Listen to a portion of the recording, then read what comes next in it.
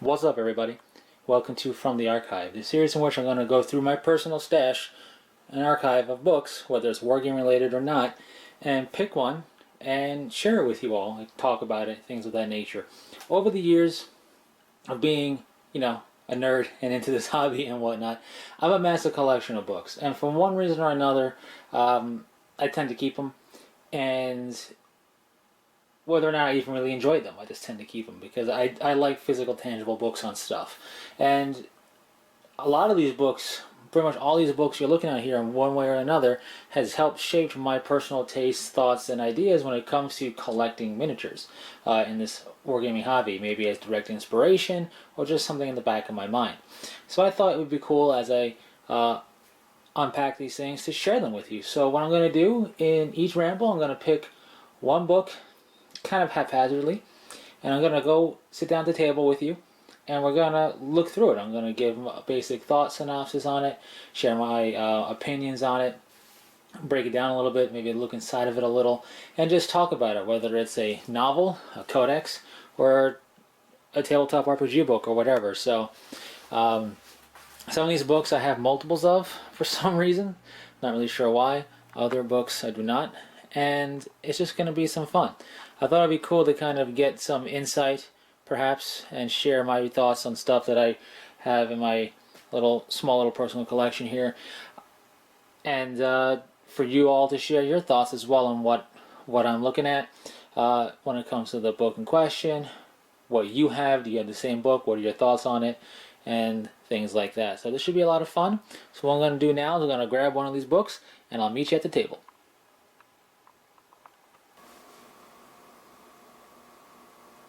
Welcome back to the table, and welcome to the Season 2 finale of From the Archive.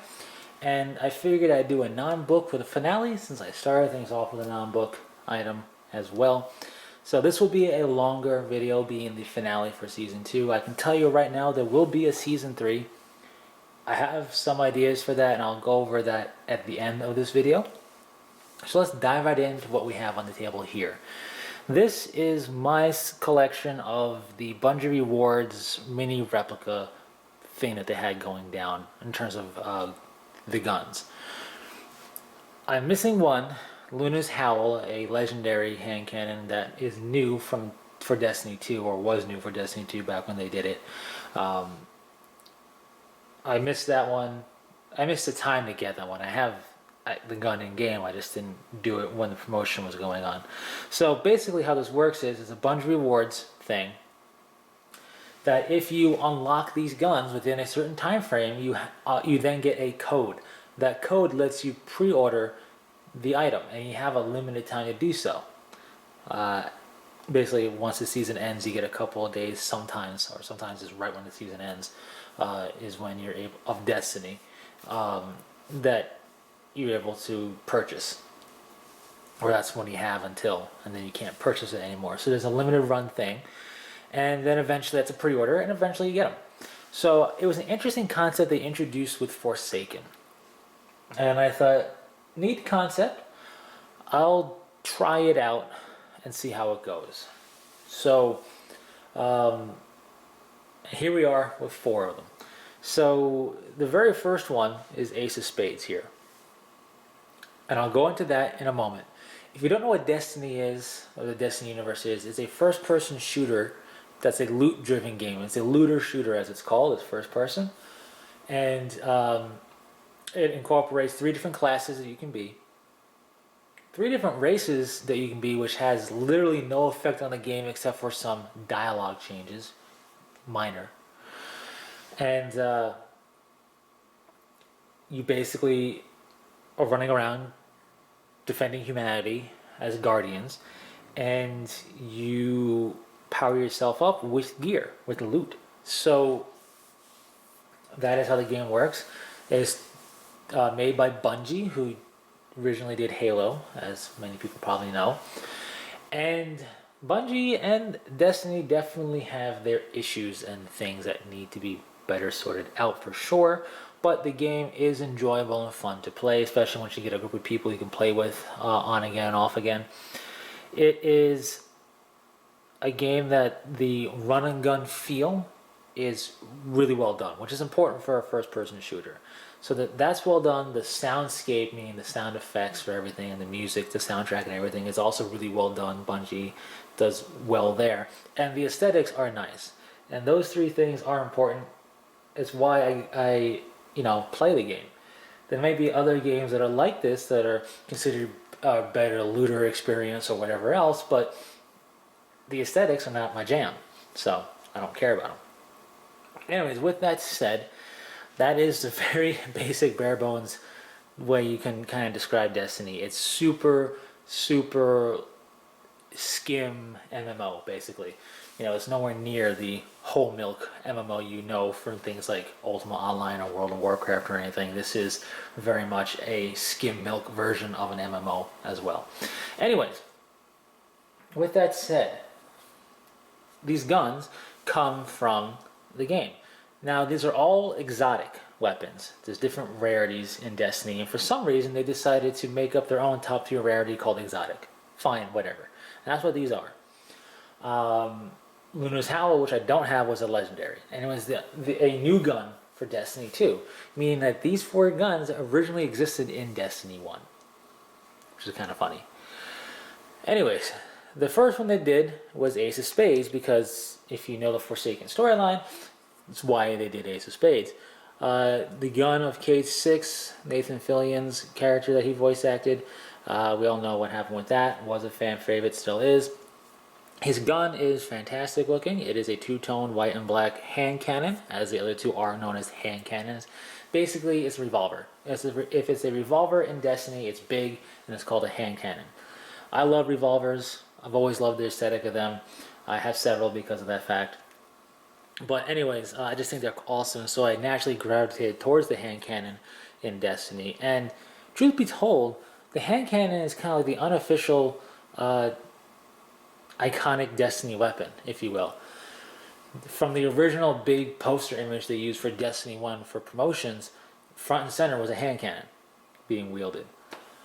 And then as far as guns getting extra lore back in Destiny 1 was Grimoire cards. Getting the extra lore for that for guns, the only ones that had extra lore were these 2 puppies right here.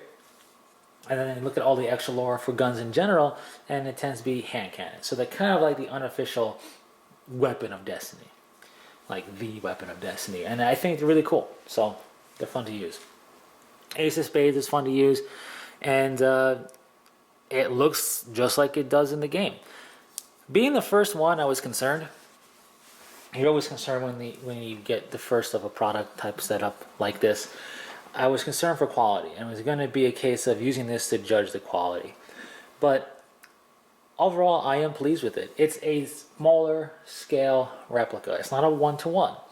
Being that it's not 1-to-1, and it's like 1-to-4 or something like that, you're not going to have it be the most crispy and perfect of details on there. It's just not going to happen on a smaller scale. But for what it is, scale-wise, it's great. It really is. I really enjoy this Ace of Spades replica, and it's an officially licensed thing, so it better be good. So, yeah, and it did a very good job. It's weathered like you expect it, even the cylinder turns, and it just looks really good. It looks like the standard look of Ace of Spades, and big fan of that. It's a fun gun to use. So this basically sold me on the concept, and if they did more of them, which they have done, I was going to try my best to get them, because there's no guarantees you're going to get the gun in that time period necessarily. Although these aren't random guns. They have a certain either quest chain or a certain very deliberate way in which you can get them. So that's helpful. Anyways, the first one I did was Ace of Spades. Up next is a cowboy-esque aesthetic hand cannon from Destiny called The Last Word. And The Last Word can be fan-fired, like you'd expect a cowboy gun to be able to be done, like you see the single-action revolvers of real life being able to do. I don't know why you would fan-fire this gun, really. You know, when you think about it, this is the future, it's sci-fi, but it's cool nonetheless, so who cares? Looking at this gun, there's definitely, I feel, a step up in quality, and it's taking nothing away from Ace of Spades. Ace of Spades model-wise and color palette-wise, it's just a simpler palette than The Last Word. The Last Word is black with a wooden grip, so they're simulating the wood grip here decently well, with metal support and with gold accenting and even some green dots and whatnot along the gun. All of this is done, I think, rather well. So being that there's more going on than with the Ace of Spades, and it's captured very nicely, I consider it a step up in quality. But both are fantastic nonetheless. This is more of a PvP gun, although I have used it in PvP and in PvE. It's just cool. It's just cool to use. It's fun to use. It feels cool. It had a sister version of itself in Destiny 1 called the First Curse, where everything gold on this gun was silver on the First Curse. That was a super fun gun. I would love that to come back, but I don't think it is anytime soon. Anyways, though, Last Word, fantastic looking. Wild West in its theming, if you will. It is the yin, you could almost say, to the yang of this gun or whatever. These two guns have quite the history with each other. The wielder of this gun was hunting the wielder of this gun. So there's a lot of back and forth there. So that's The Last Word. Up next is Thorn. And just like its visuals is intimidating and wicked and whatever, it's a single word named gun, Thorn. And unlike Ace of Spades and The Last Word, it is much more short. I don't want to say sweet, but it's more short and to the point. It just looks like the gun alone would cut you and hurt you bad. It is a wicked, vicious looking gun. The aesthetics, like I mentioned before, are top notch here.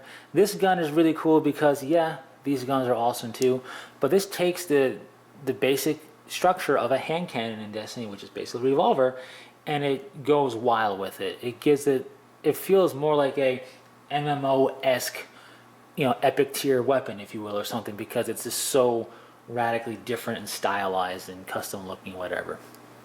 So its aesthetics definitely are top marks. It's wicked and vicious, go from black to almost like a metallic black in the front with some green accent colorings. Nice color pop there with the green. This brass bronzish cylinder here. Just a very wicked gun. I mean, it shoots literal thorns out the barrel that are actually bigger than the barrel because game logic. But anyways, just truly vicious, and I love it. A lot of inspiration can be drawn from any of these guns, but definitely here for doing stuff, right? And I'll talk about that towards the end. Now, interestingly enough, this gun is like a gun of the darkness, because it's the light and darkness in Destiny. So this is a gun of darkness. We could, or we have, I should say could, there's a quest chain to basically get, I believe, the original Thorn frame, not that it matters, and to purify it and turn it into a weapon of light, theoretically, quote unquote, if you're going to think about it thematically. And it's called Lumina. And surprisingly enough, unless I was super blind during that season, I did not see them do a Bungie reward thing like this for Lumina, which would have been awesome. I would have been all over that. Now, if I missed it, then I was super blind. But I don't think they did, and that was surprising because I was looking for it thinking surely they would, especially that it is meant to be kind of the purified version of Thorn. So weird that didn't happen. If it did, then like I said, I just somehow missed it completely. Anyways, every gun they've done up to this point has been a hand cannon, but the last one they've done is a pulse rifle. Now, pulse rifle in Destiny just means it fires in a burst fire. It's kind of a bullpup design. Triggers here, you grip it here. This is the magazine. I don't know how it feeds the ammunition to the barrel because here's where it would extract and eject it, so I don't know how it gets there. Game logic doesn't matter. This is bad juju, the pulse rifle. It has a skull in the front, some spines here. It has some cool leather wrapping. And being that this is a bigger gun, still kind of more or less in the same scale, there's more that you can do with it, but it's also easier to spot something that just was rushed, right? And this looks good. I don't feel like I'm looking at something that was just, done half-baked. They could have easily made this hard plastic stuff to simulate the look, but it's actually kind of like some type of, I don't know if it's leather or pleather or whatever, but it actually flexes and moves and rotates, and that's cool. It could have easily been a hard plastic piece, but it's not. The coloration, this metallic purple, is just like it was in the game, with these symbols on here, which are motes of dark. We didn't know that back in Destiny 1 where this game's from, and it had, I believe, those symbols on there if I remember correctly. But that's what they are. And just a fun gun to use for sure. A kinetic, meaning it doesn't fire, I mean, it shoots kinetic rounds. There's kinetic and energy, and then you have void, solar arc, and soon stasis. All these guns just shoot kinetic, which is interesting. Luna's Howl is a solar gun, which is fire. But anyway, I don't have that as a replica. So Bad Juju is the pulse rifle of the group. Clearly, it's big, burst firing, cool lore surrounding it, fun way to get it, nice aesthetics, the skull and the spine and everything else. And being bigger, they did a good job with the weathering. They've really got everything on point for still this scale. It's not a 1-to-1 scale. Now, I love me 1-to-1 scale stuff. I'd love to have a 1-to-1 scale Hylian Shield and Master Sword combo, because who wouldn't? But I would love to have a 1-to-1 scale like Thunderhammer or something, just to have it hanging up. But that would be massive and huge and bulky and in the way. So a 1-to-1 scale Bad Juju would be pretty big. Even Thorn would be a pretty big 1-to-1 scale replica. While it's tempting to maybe get one eventually in the future, the question is, where do you display it / store it without it being just always in the way? This smaller scale stuff is great for that, because you can put it on a bookshelf on a desk somewhere. It's not in the way. So I do like the sizing here, and for this size they really packed good detail in here, in my opinion. So with that said, these bases, the way this comes is they come in a box. It's got a little card and everything talking about the gun, but nothing needs to be assembled. The base is ready to go and the gun's ready to go. All you do is line up the magnet on the gun with the magnet on the base. Pretty strong magnets. And then the front is a clear plastic kind of cradle holder. The gun just kind of sits in there specifically, and it's actually pretty secure. You can't hang it upside down or anything, but it's a nice stable connection, so you don't have to worry about it falling over if you just breathe lightly on it because it's next to you on the desk or whatever. So that's pretty cool. Now, to kind of wrap things up, I don't like always bringing things back to wargaming and 40k, since this is a 40k channel, whatever else. I don't like always doing that. It feels kind of cheesy at times, but inspiration can strike you from anything, right? Maybe this metallic purple on this Bad Juju will go perfect on your S2ep ranged weapons, or even a bolter or whatever. But you could have seen this purple on anything and gotten that inspiration. So I'm not saying Bad Juju is the inspiration there, but it's just inspiration can strike anywhere. And even with these little replicas of guns from the Destiny universe, inspiration can strike, which is always cool, right? You can look at a rusty barn and get inspiration for something, whether it's terrain or how to weather something or whatever else. So of these four, though, I look at Thor and I think this is a really cool concept for making a gun look wicked and jagged and everything else and vicious just by looking at it. And I look at this and I think Relictors, right? The Relictors are an interesting bunch, and given the lore and everything, it'd be fun to have like maybe your sergeant's bolt pistol or whatever. If you did a bit of a conversion to it, if you took, maybe you have to do with green stuff, maybe you can get away doing with plastic card or a mixture of both. You don't do anything crazy, just some minor stuff, adding some jagged edges to it to make it feel a little rough, a little vicious, a little questionable in its allegiance, if you will, and maybe even just scary looking and powerful looking or whatever in that regard. And it's a way to personalize your force a little bit and add some extra pizzazz to your collection, if you will.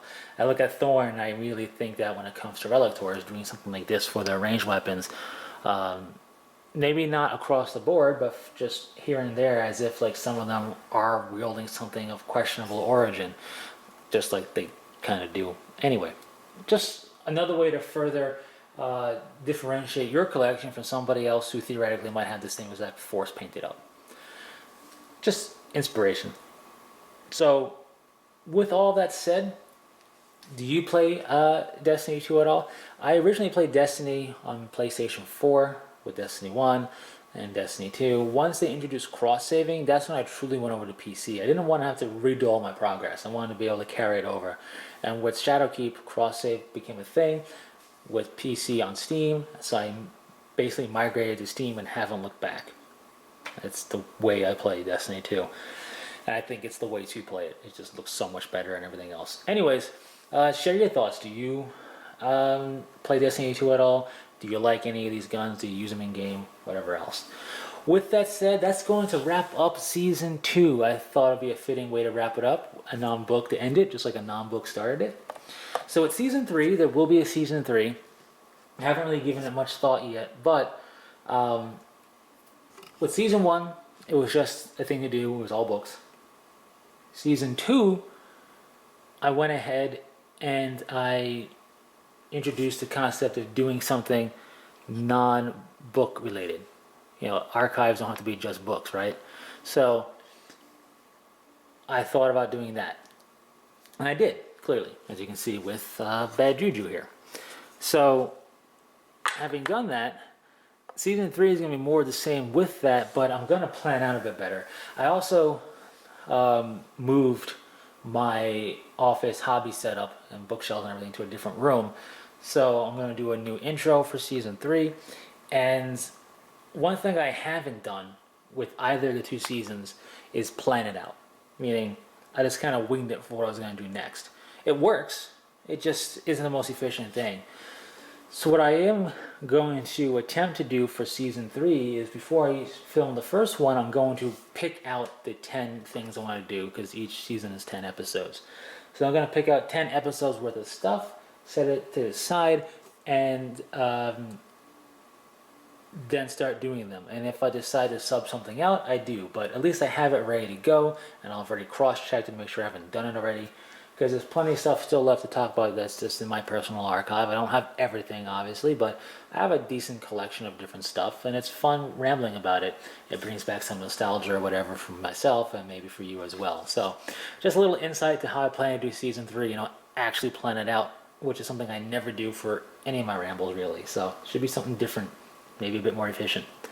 Anyways, thanks for sticking through this. It's fun to do. I enjoy reading the comments of people going, I remember this, or it's cool to see that, or whatever.